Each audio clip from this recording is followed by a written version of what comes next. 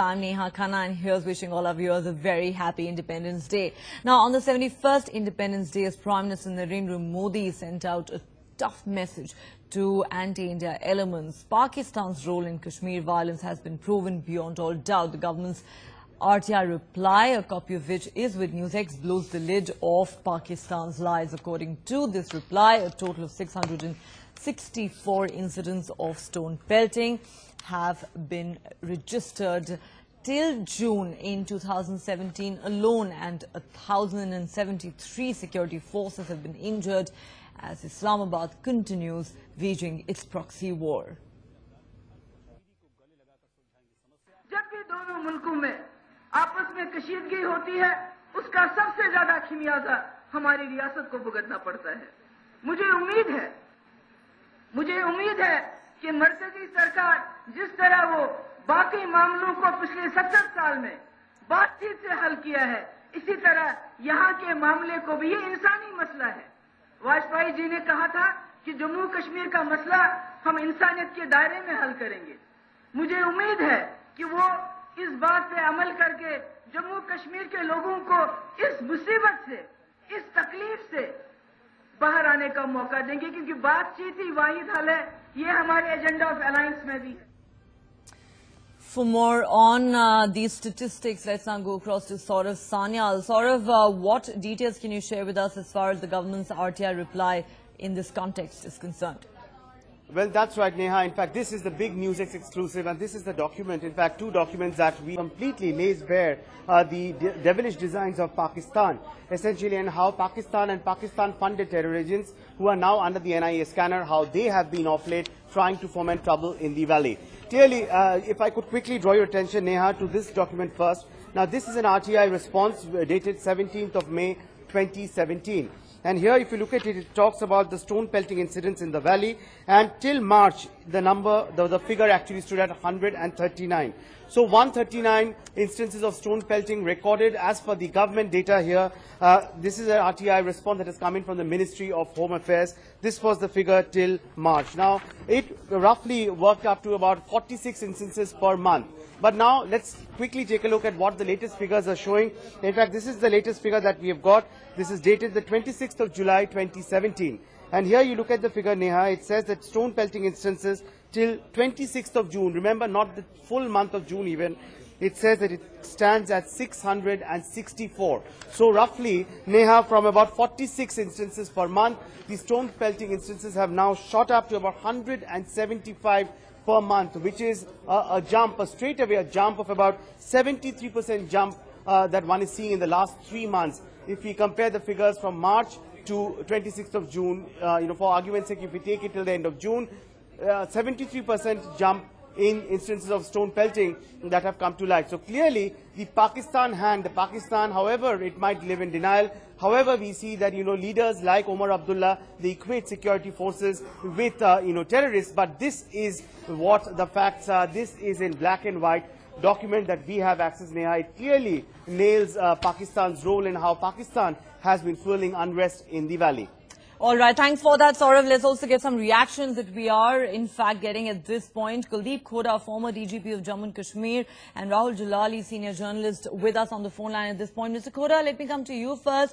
Your response to these statistics that have come out. This is government data, which clearly points to how there has been a significant spike in instances of stone pelting in the Kashmir Valley in recent weeks and months, and a significant rise compared to the same period, corresponding period last year. Clearly, Pakistan's dirty tricks at play here.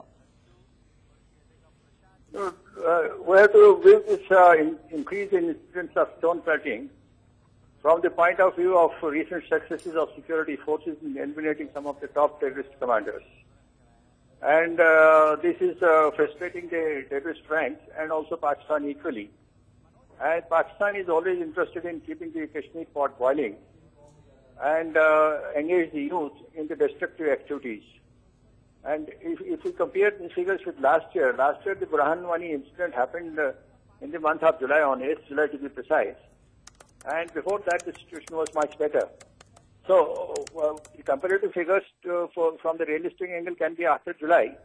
But that apart, as I have mentioned, that Pakistan will always be interested in keeping the pot boiling, and the stone pelting incidents will continue. And the more frustration occurs in Pakistani ranks, they will try to they find out new ways of keeping the Kashmir unstable.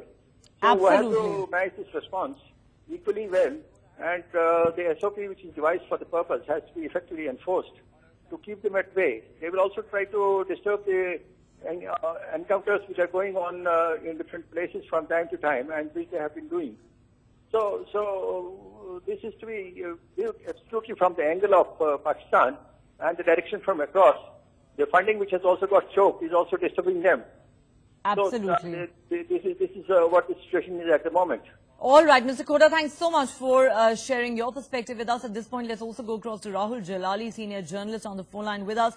Mr. Jalali, what do you make of these government statistics? Of course, the Kashmir Valley has seen a huge amount of unrest and violence in the last 1 year since the killing of Burhan Wani. But what do you make of the fact that instances of stone pelting seem to have gone up significantly in recent weeks, and this seems to, in a sense, coincide with some of the big successes that our security forces have achieved in terms of eliminating some of the most wanted terrorists? Well, I think you've got to look at the figures and look behind the figures. Firstly, these incidences of stone pelting, though increased in number, point out to precisely what you've said, that the instances of strike against terrorists by the security forces and their successes have equally gone up. And stone pelting in Kashmir does not mean that every youth in Kashmir is pelting stones. No. This time what the figures you gave point out, show and indicate that these stone pelters are highly motivated and targeted stone pelting. These are stone pelters who come when an encounter takes place. And there is an encounter or two every day since the last couple of months. And the success rate is huge. And this, you know, that the network which prevails in Kashmir of terrorists organized by Pakistan, where the network sort of pushes people and pushes these stone pelters to go to specific areas where encounters are taking place. Absolutely. Mr. Jalali, thanks so much for sharing your views with us. Many would say that this clearly points to Pakistan's desperation and dirty tricks that are at play in the valley. And also, of course, this also comes as a reminder of the dangerous trend that we've been witnessing of these motivated stone pelters actually jeopardizing sensitive security operations. Let's go across to Harshdev Singh of Panthers Party at this point. Mr. Singh, how would you react to the statistics that we have before us, which talk about how instances of stone pelting have gone up significantly in the last 3 months? Does this, in a sense, point to a greater role being played by Pakistan in fomenting trouble? Pakistan is definitely involved in fomenting trouble, but as long as the state government keeps on rolling out the shops and incentives to the stone pelters and their NOKs, the situation is not going to improve at all. It was only recently that the Chief Minister announced ex gratia as well as jobs for the NOKs of slain stone pelters who were, who lost their lives during clashes with the security forces. And if that be the case, you cannot expect that this stone pelting incident should come down. They feel emboldened because of this, that the government is also in a way supporting these stone pelters, and things are not going to improve with this kind of approach on the part of the government. They should act up. The government needs to act tougher. All right. That's what you're saying. The government needs to act tougher. Mr. Singh, thanks very much for joining us. I believe you also have defense expert Raj Qadian with us. Can we go across to Mr. Qadian now? General Qadian, can you hear me? Yeah. All right. So my question is that, you know, we're talking about these new statistics that have come out as part of the government's reply to an RTI query, which clearly point to a spike in instances of stone pelting in the valley. Now, the question is, that even as the security forces continue to notch up success after success against terror groups, eliminating some of the most wanted terrorists in the valley, you still have you know, this challenge of stone pelters, especially when they come out in large numbers and jeopardize anti-terror operations. The question is, how do the security forces deal with this challenge? Because on the one hand, you have people like Harshdev Singh saying the government needs to act tougher with these people. You also heard the army chief saying a few weeks ago that those who shield terrorists will also be treated as terrorists and no quarter will be shown. But on the other hand, there are many who say, well, at the end of the day, these are our own people and we need to deal with this issue sensitively. So what is the way forward, sir? If you look at the larger picture, Pakistan's interference is an ongoing affair. There is no decrease in the intensity of their interference in the valley. To my way of thinking, the intensity of terrorism, including stone pelting, has gone down. If you take yesterday's example, funeral of the terrorist Hittu, who was killed in his own village. He was a successor to Burhan Wani after Zakir Musa had defected to the Islam side instead of the Azadi side. His killing, there was no stone pelting. When the operation, which lasted a number of hours, there was no gathering of crowd, there was no stone pelting. I think that shows the security forces now have the upper hand, and stone pelting was more of either through inducement of money or through use of force by terror groups, which is going to come down as the security forces begin to eliminate more and more terrorists. The success will be much faster.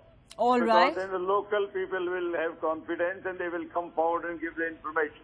All so right. I think there is an improvement in the situation as I look at it. Okay, you believe there's an improvement. Government statistics seem to suggest otherwise. There is, of course, a Pakistan role at play in all of this. That cannot be denied. Thanks so much, General Qadian, for sharing your views with us. Let me go back to Saurav at this point, who was, in fact, sharing the statistics with us. Saurav, most of the experts we've just spoken to, and you heard them, seem to believe that this clearly points to Pakistan's growing desperation and dirty tricks at play, but that at the same time, this also seems to reflect, you know, the growing successes that our security forces have been notching up in the valley.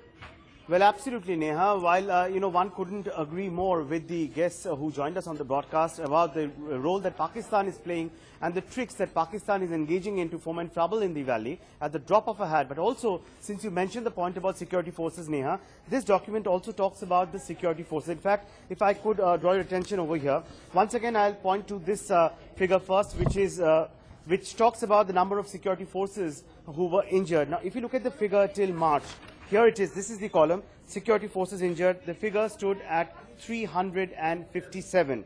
So this was in the first 3 months of 2017. The number of security forces injured was 357. But now, if we quickly draw attention, Neha, to what is the state till May. Here, if you look at it till the month of May, here the number of security forces injured, it has now shot up to 1,073, which means that our men in uniform are not just being pelted with stones, are not just being, you know, targeted, but here these are statistics, very, very grave statistics. If you just try and put this in perspective, Neha, you'll see that there have been about 716 attacks on security forces in 3 months alone. So in the months of April, May and June, 716 attacks on security forces, which roughly translates to about 238 attacks per month. So that definitely is a cause of worry as far as the situation in Kashmir is concerned, because remember, the Prime Minister also clearly spelled out what Government of India's stand is regarding tackling the situation on the ground in Kashmir. He has clearly talked about, you know, how the process of dialogue, how, you know, by taking Kashmir into confidence, how the situation on the ground should be normalized. We have seen Chief Minister Mehbooba Mufti also coming out and openly saying that I urge the parents not to hand over guns to the children, but that they should be handing over pens. A pen costs just 6 rupees as compared to a gun. So clearly, while Mehbooba Mufti and Prime Minister Modi have been talking about peace, these figures are indeed very, very worrisome because it points to, once again, Pakistan's dirty tricks that Pakistan is engaging in. Neha? Right, sorry, stay with us, but at this point, let's get some more reactions. Wahidur Rahman of the PDP joins us on the phone line at this stage. Mr. Rahman, your reaction to these statistics, these have come from the government, and they are a cause for worry, aren't they? Because even as the government steps up its efforts to fight terror fomented by Pakistan, yes, the security forces have had a string of successes in the recent past in terms of eliminating some of the most wanted terrorists. But fact of the matter is, the unrest continues to grow. There have been more instances of stone pelting in the last 3 months than in the corresponding period last year. And also the fact that so many of our Jawans continue to be injured in these instances of violence that have been taking place. Look, the facts you're giving, it's also like, we should not take Jammu and Kashmir violence as a matter of law and order. It's not a law and order problem. That's what we have been repeatedly talking to people in Delhi or also in the media, that all these cases of violence are not just, isolated cases of law and order. It has a cross-border angle, and this problem has been continuing. You have ceasefire violation, you have infiltration going on, you have violence on streets. So there is a larger angle to this problem, whatever is happening in Kashmir. But unfortunately, when you have violence or terrorist attacks or militant attacks happening in any part of the country, the whole country stands united. And when it comes to Kashmir, we politicize even terror violence, and we start saying, no, there's a soft separatist government, there is this. We start blaming the police, we start blaming the local government. So the point I'm trying to make is that it's a time when you need to strengthen the entire local system, which is fighting on the ground zero. And it's not about taking credit whether police are... Mr. Rahman, if I could ask you a question. You belong to the ruling party in Jammu and Kashmir, which obviously has the onerous task of not just maintaining law and order, but dealing with this growing violence and unrest. Of course, you have the security forces doing their job as well. But the dilemma here for the government and the security forces is essentially this, that, on the one hand, there are people who say that tougher action needs to be taken against these stone pelters, especially when they come out in large numbers and jeopardize sensitive anti-terror operations. In fact, you heard the army chief say a few weeks ago that those shielding terrorists will also be treated as terrorists and not shown any mercy. But on the other hand, there are of course many people who say that at the end of the day, these are our own people. We've got to deal with them sensitively. The question is, what is the way forward? Because the unrest refuses to die down, and you have more and more instances of civilians coming out and pelting stones at the security forces, especially during ongoing encounters. How do you deal with that situation? There's no doubt. I mean, we have to be tough with the people who try to breach the law and order situation, who create violence. But at the same time, you have to say we have to continue with multi-layer response in Jammu and Kashmir. There is a political angle as well, and we have to address the emotional angle of Kashmir as well. You have a population which is grown up in violence. 60% of population in state is young. Today, the Chief Minister's statement is very relevant, very important when she said that Kashmiri young people and the parents need to understand that why is a 6 lakh rupees done free to a Kashmiri, and why is a pen expensive to a Kashmiri? Why there are more bullets than Mr. Rahman, I take your point. I take your point, but one quick question since we're running out of time. You're saying that there is an emotional angle that needs to be dealt with. My question to you is your alliance partner, the BJP, willing to address that angle? Or is that a point of divergence between the two of you? All right. Mr. Rahman perhaps choosing not to answer that question at this point. Let's slip into a quick break.